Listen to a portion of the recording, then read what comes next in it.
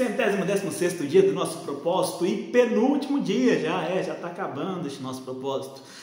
Hoje, Atos dos Apóstolos, capítulo de número 27. Vai começar falando do versículo 1 até o versículo de número 12 a respeito então do início da viagem de Paulo em direção a Roma. Eles pegam o navio e começam então a viagem e eles passam na cidade de Sidom. Quando chega em Sidom, o centurião que estava levando Paulo e também outros presos para Roma, ele se agradou de Paulo e quis fazer um agrado para Paulo e permitiu que ele encontrasse os seus amigos para que eles suprissem as necessidades de Paulo. Depois eles seguem então viagem com muita dificuldade, porque tinha muito vento contrário, muita dificuldade para prosseguir a viagem. Eles vão até um local chamado Bons Portos. E Paulo falou para eles: olha, a viagem está difícil, está dificultosa. Se a gente continuar, vai acarretar em grande prejuízo, não somente para o navio, para a carga e também para a nossa vida.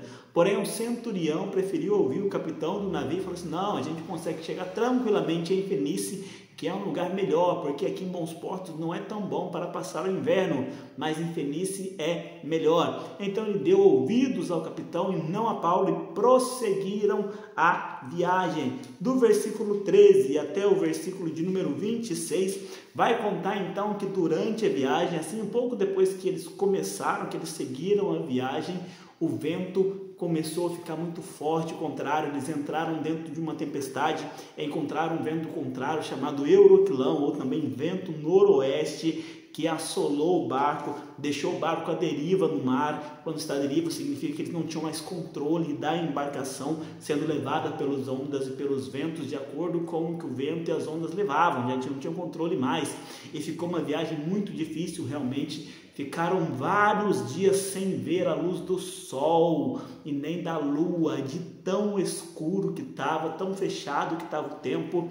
E eles começaram então a tirar até a armação do barco para ver se eles se aliviavam um pouco o peso e eles conseguiam chegar a algum destino. Porém, nada adiantava e eles estavam já perdendo as esperanças, imaginando que não iam conseguir. Porém, Paulo, tomando a palavra, disse: olha, eu avisei que era para a gente ficar lá, porém não se preocupe, o Deus a quem eu sirvo falou comigo ontem à noite e disse que importa que eu chegue até Roma. Então ele disse que estava entregando nas minhas mãos a vida de todos vocês e que nenhum de vocês iria perder a vida. Contudo, nós devemos ficar dentro do navio. Do versículo 27 até o versículo 44, que encerra então este capítulo, e já era a 14ª noite que eles estavam sendo levados de um lado para o outro no mar.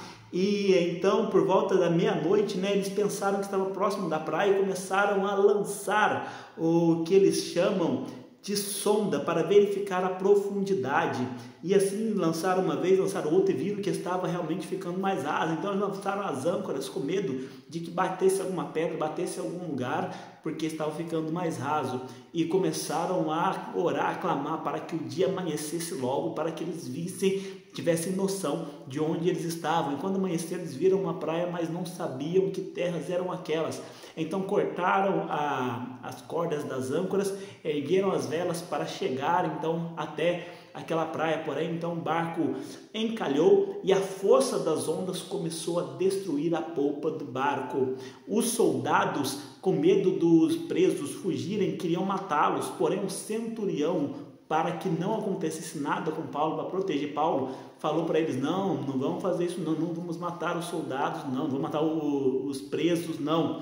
E disse então para os presos: olha, quem sabe nadar, nade até a praia, quem não sabe, agarre-se a uma madeira aos destroços do navio, e então, para que dessa forma nós chegássemos à terra. E dessa maneira todos chegaram à terra, sãos e salvos. Um detalhe que eu acabei esquecendo é que um pouquinho antes, quando eles estavam ainda no barco, alguns homens queriam ir para os botes salva-vidas e sair do barco.